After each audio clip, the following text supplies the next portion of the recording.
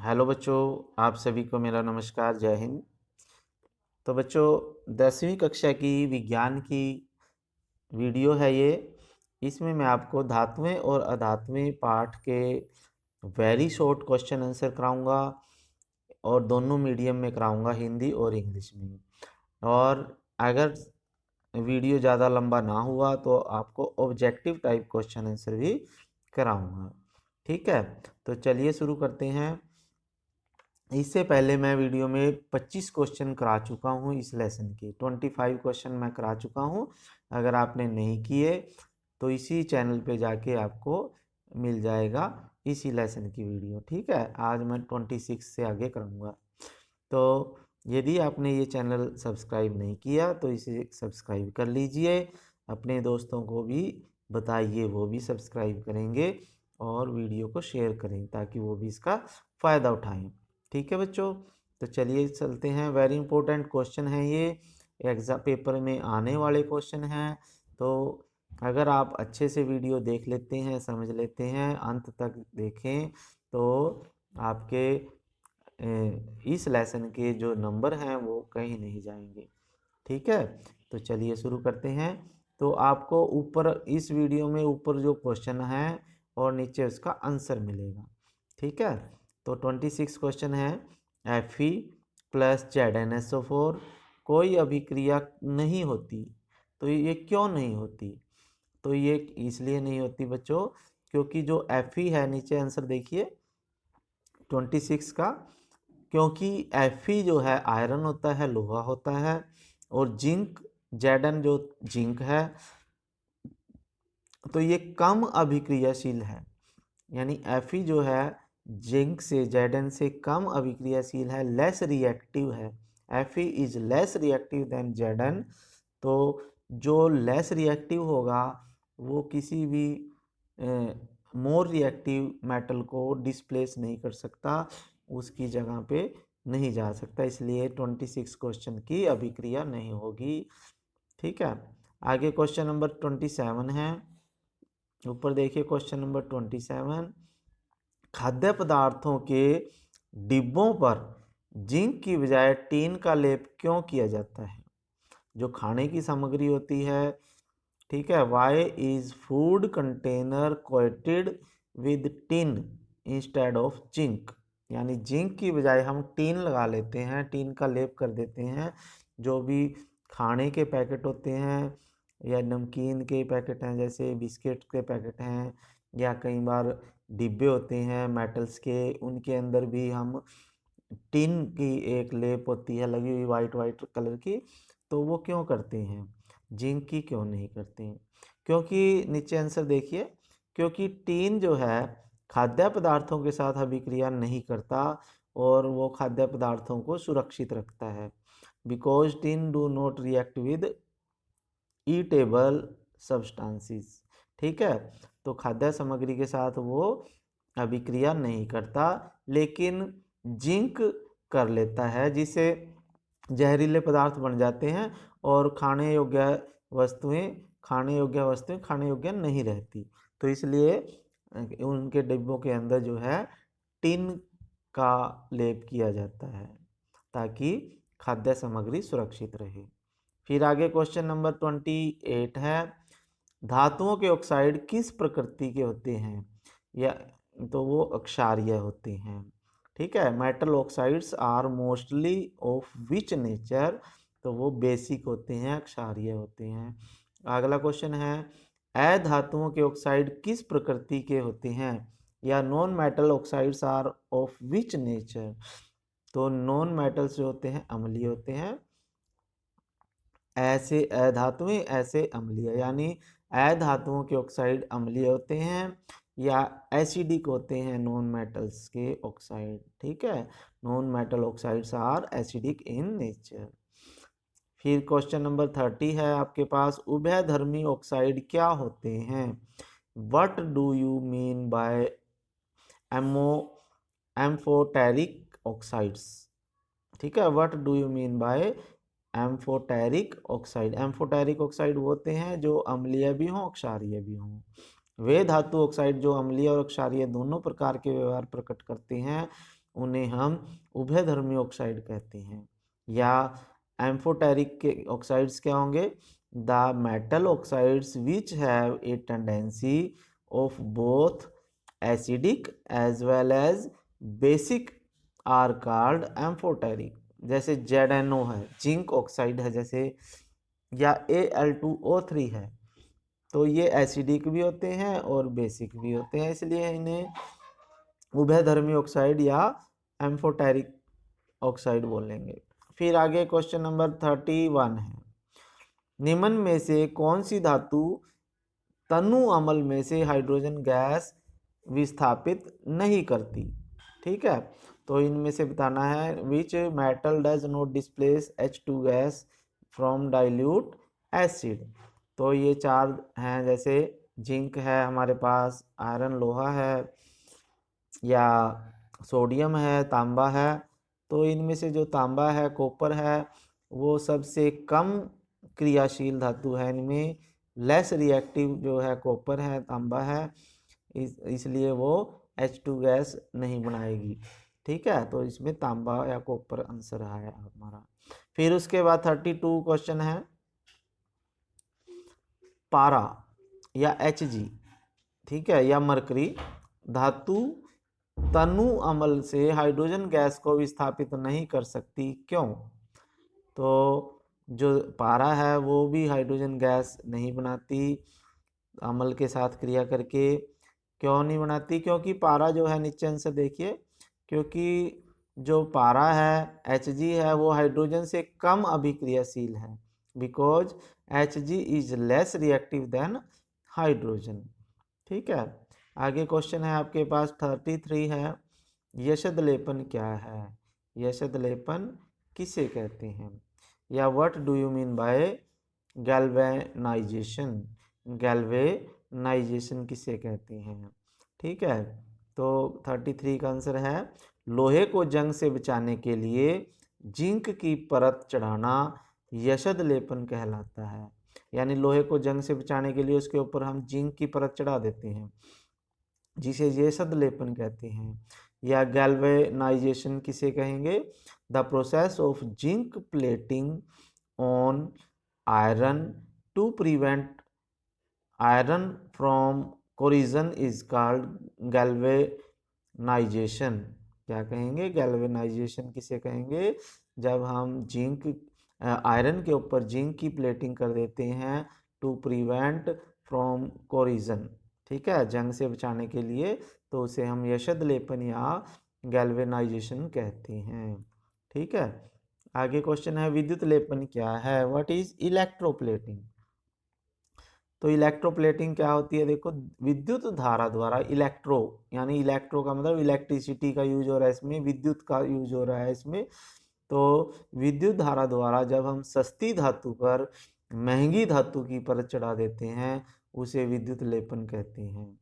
ठीक है, लेपन का मतलब लेप एक तरह से।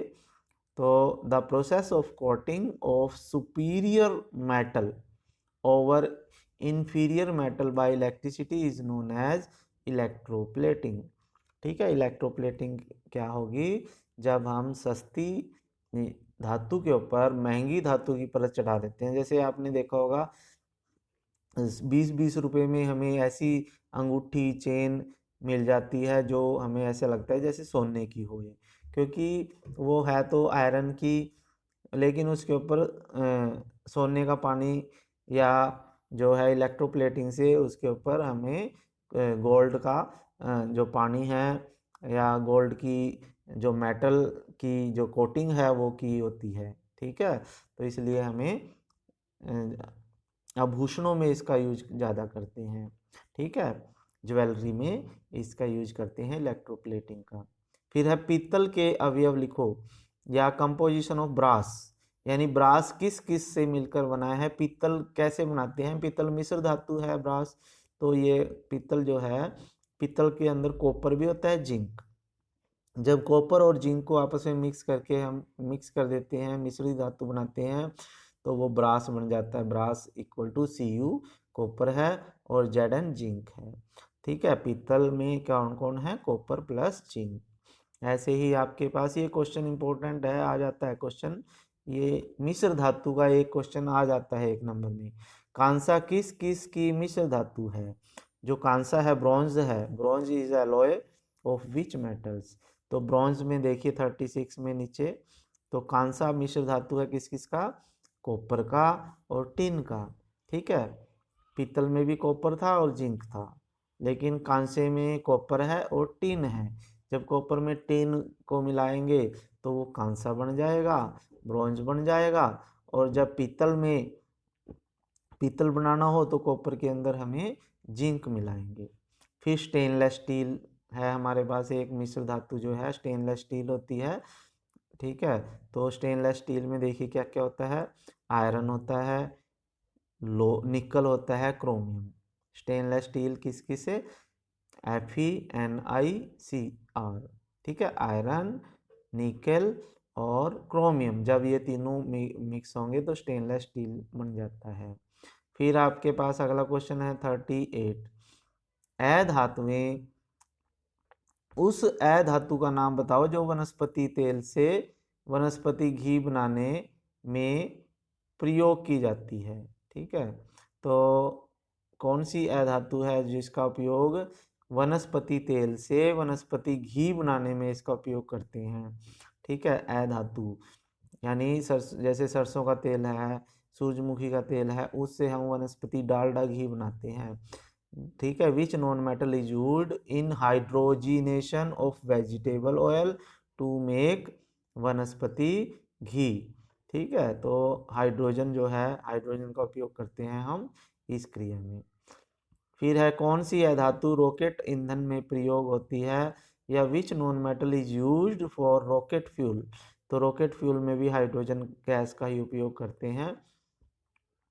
फिर 40 क्वेश्चन है, कौन सी अधातु के शुष्क सेल या इलेक्ट्रोलाइटिक सेल के इलेक्ट्रोड बनाए जाते हैं?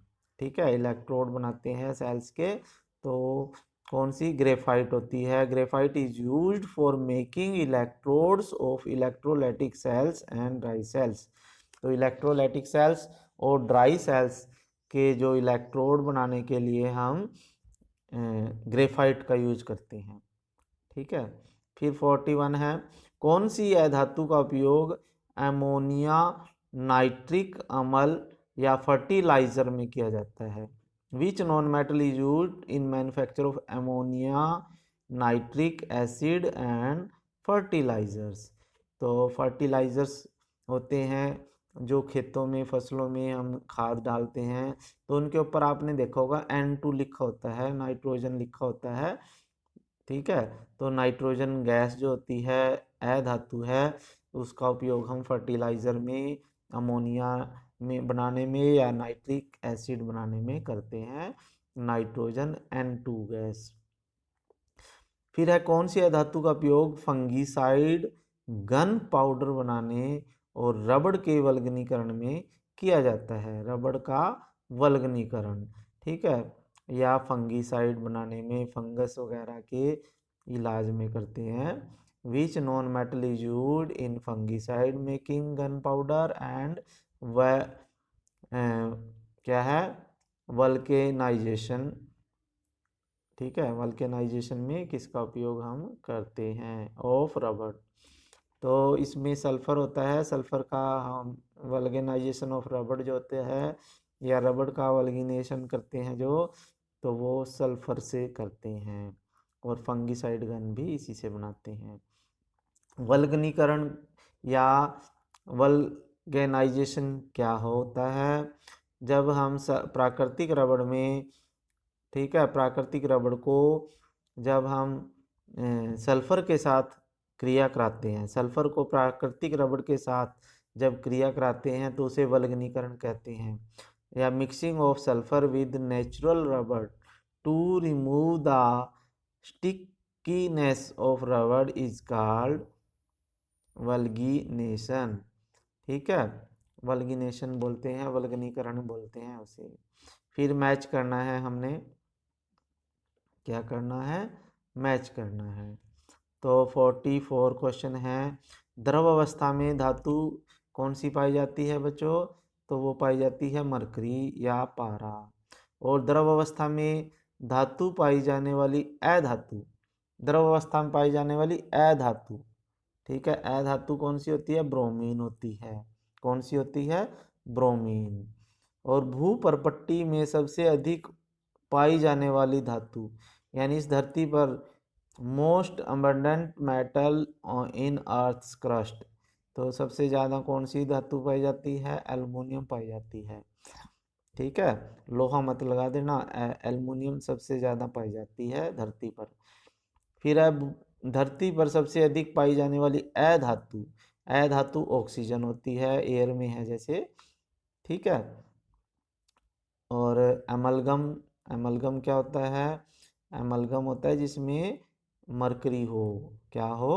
मरकरी हो, ठीक है। आगे है जैसे अमलगम में क्या होता है बच्चों? मरकरी। तो आप ऐसे ही देख लो इनके आंसर। अमलगम में क्या होता है? मरकरी होता है। फिर यशद लेपन, यशद लेपन में हम किसकी परत चढ़ाते हैं? जिंक की परत चढ़ाते हैं, Zn की चढ़ाते हैं। फिर है कम गलनांक वाली धातुएं, तो सबसे कम गलनांक वाली धातुएं जैसे सीजियम है, गैलियम है। सीजियम और गैलियम जो होती हैं वो कम गलनांक वाली धातुएं हैं, ठीक है। फिर है श्वेत ज्वाला से जलने वाली धातु, तो श्वेत ज्वाला से जलने वाली धातु कौन सी होती है बच्चों? तो श्वेत ज्वाला से मैग्नीशियम जलती है। मैग्नीशियम का रिबन आपने देखा होगा जरूर, मैंने वीडियो बनाई हुई है, इसी चैनल पे आपको मिल जाएगी, बर्निंग ऑफ मैग्नीशियम रिबन के नाम से। तो वो श्वेत ज्वाला से जलती है धातु। फिर है सबसे अधिक तन्य धातु कौन सी होती है? तो सबसे अधिक तन्य जो होती है गोल्ड होती है, यानी गोल्ड की हम, सोने की हम बहुत लंबी तार, पतली तार बना सकते हैं। मोस्ट डक्टाइल मेटल जो होती है वो गोल्ड है या सोना है। फिर है विद्युत की सबसे अधिक चालक धातु होती है हमारे पास सिल्वर या चांदी। चांदी जो होती है मोस्ट कंडक्टर ऑफ इलेक्ट्रिसिटी है, ठीक है, या उसकी मोस्ट कंडक्टर ऑफ हीट, यानी ऊष्मा की भी अच्छी चालक है। फिर है 45 है मंदिरों और स्कूलों की घंटियां धातुओं की क्यों बनाई जाती हैं? तो हम, क्योंकि उनमें ध्वनि होती है, तो घंटी बजाना है तो घंटी बजा, या स्कूल की घंटी बजानी है जैसे, तो हमने ध्वनि उत्पन्न करनी है, तो इसलिए हम उनका उपयोग करते हैं ताकि ज़्यादा दूर तक ध्वनि जाए और घंटी की आवाज़ लोगों को, बच्चों को सुन जाए। फिर है आपके पास जैसे धातुएं जो होती हैं धावनिक होती हैं, ठीक है, because of sonorous nature of metals. Sonorous nature of metals यानी मेटल्स जो हैं ध्वनि उत्पन्न करती हैं, साउंड प्रोड्यूस करती हैं, इसलिए मंदिरों की और स्कूल की घंटियां जो है धातुओं की बनाई जाती हैं। फिर अपरूपता क्या है? डिफाइन एलोट्रोफी। तो कुछ धातुएं, कुछ अधातुओं का कई रूपों में पाया जाना अपरूपता कहलाता है, ठीक है। जैसे कार्बन है, कार्बन जो है हीरा, कोयला, ग्रेफाइट, इन रूपों में पाया जाता है, तो ये कार्बन के अपरूप होते हैं। या some non metals exist in many states known as allotropy. Example है allotropes of carbon are diamond, graphite, coal etcetera, ठीक है। तो एलोट्रोपी अपरूपता का मतलब है जब नॉन मेटल्स एक से अधिक रूपों में पाई जाए तो उसे हम अपरूपता या एलोट्रोफी कहेंगे। आगे है आपके पास क्वेश्चन, ठीक है, ये ऑब्जेक्टिव टाइप क्वेश्चन आंसर है। किन पदार्थों के ऑक्साइड जो है फिनोल्फथलीन घोल को गुलाबी रंग में परिवर्तित कर देते हैं? तो इसमें आपके पास 47 का आंसर है सोडियम और के पोटाशियम। तो सोडियम और पोटाशियम के जो ऑक्साइड हैं वो फिनोल्फथलीन के को पिंक कर देते हैं, क्योंकि वो अक्षारीय होते हैं। जो क्षार होता है या बेस होता है वो फिनोल्फथलीन के साथ गुलाबी रंग देता है। तो मेटल कोई भी होगी, मेटल के ऑक्साइड जो भी होंगे तो वो गुलाबी रंग देते हैं। फिर है 48 का, इसमें आपके पास आ जाएगा अघातवर्धनीय या तन्य, इसको कौन अच्छे से प्रभावित करता है। तो जो है हमारे पास 48 का ए पार्ट आ जाएगा आपके पास। ए एक धातु, क्या है, एक धातु जो है उसमें आघातवर्धनीयता भी होती है और तन्यता भी होती है। ठीक है। फिर उसके बाद 49 क्वेश्चन है, इनमें से कौन उदासीन ऑक्साइड नहीं है। तो उदासीन ऑक्साइड कौन सा नहीं है, देखो बच्चों नीचे आंसर है आपके पास 49 का डी पार्ट है। तो इसमें है N2O, नाइट्रस ऑक्साइड, उदासीन ऑक्साइड नहीं है। ठीक है। फिर उसके बाद है which of the following is not natural oxide, N2O इसमें आ जाएगा। ठीक है। डी पार्ट है Na2O, सोडियम ऑक्साइड, Na2O इसका आंसर है बच्चों। ठीक है, सोडियम ऑक्साइड। 50 क्वेश्चन है, निम्न में से कौन सा तत्व क्षारीय ऑक्साइड बनाता है। तो क्षारीय ऑक्साइड कौन सा तत्व बनाता है, जो मेटल होगी।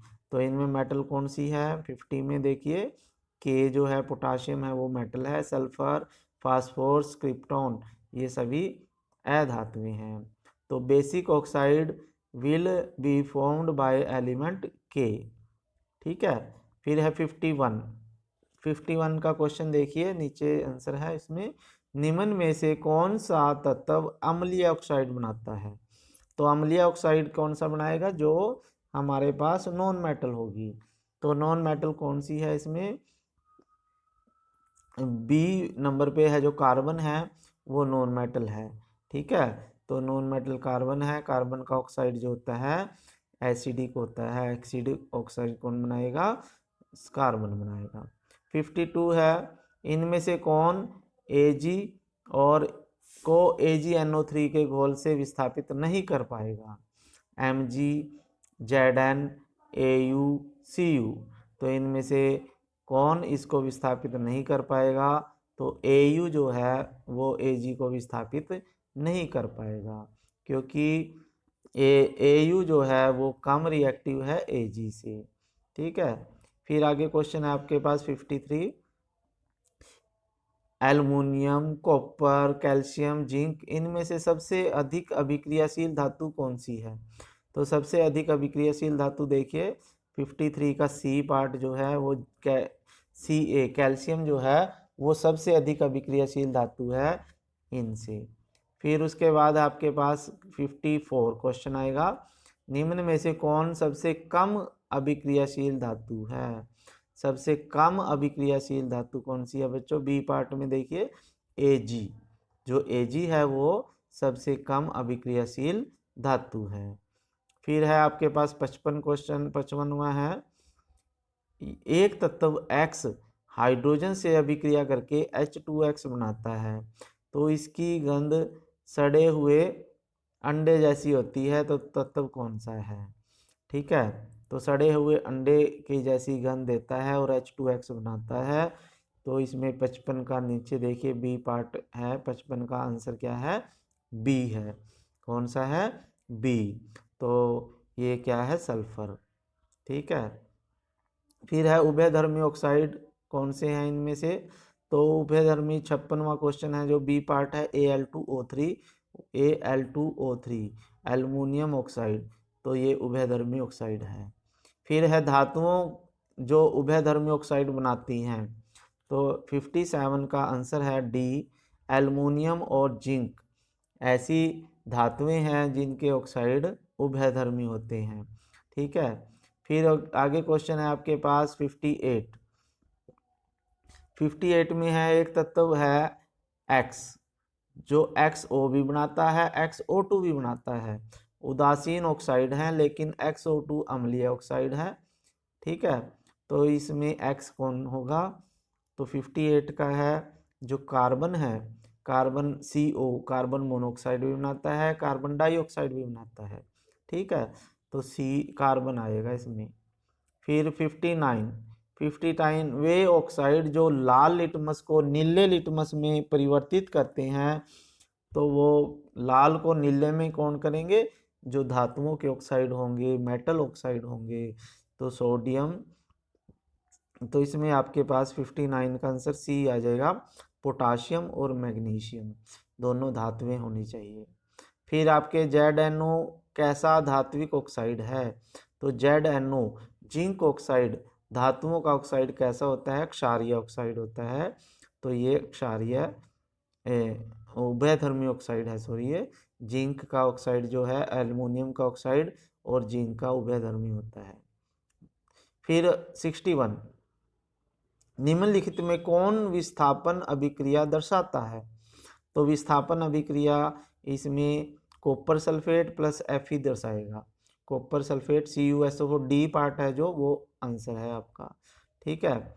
फिर आपके पास है 62 क्वेश्चन। तो 62 में देखिए निम्न में से कौन सा कार्बन का अपरूप नहीं है, तो कार्बन का अपरूप जो है सिलिका नहीं है। कार्बन का अपरूप ग्रेफाइट भी है, हीरा भी है, चारकोल भी है, लेकिन सिलिका नहीं है। डी इसका आंसर होगा। फिर आगे है आपके पास क्वेश्चन नंबर 63 कॉपर को खुला छोड़ देने पर उस पर हरे रंग की परत आ जाती है, तो वो कॉपर ऑक्साइड होता है। क्या होता है, कॉपर ऑक्साइड होता है। तो सी इसका आंसर होगा आपके पास 63 का CuCO3 कॉपर ऑक्साइड, ठीक है, CuCO3। फिर उसके बाद है आपके पास, यानी इसे हम लोहे कॉपर का जंग भी बोलते हैं। शुद्ध सोना कितने कैरेट का होता है, ठीक है। तो शुद्ध सोना जो होता है, सोना जो होता है 64 का है। डी 24 कैरेट सोना होता है शुद्ध सोना, ठीक है। वैसे तो 22 कैरेट होता है, लेकिन 24 कैरेट के ही आभूषण बनते हैं, 22 कैरेट के नहीं बनते। फिर है 22 कैरेट सोने में कौन सी धातु मिलाई जाती है, तो 22 कैरेट सोने में हम कौन सी गैस मिलाते हैं, इसमें चांदी भी मिला देते हैं, तांबा भी, इन दोनों में से कोई सी भी मिला देते हैं, तो 24 कैरेट बनता है। यानी 22 कैरेट और 2 कैरेट ये बना देते हैं, 24 कैरेट के फिर आभूषण बनते हैं, ठीक है बच्चों। तो आज की वीडियो में इतना ही करेंगे, फिर मिलेंगे नई वीडियो के साथ, तब तक के लिए जय हिंद।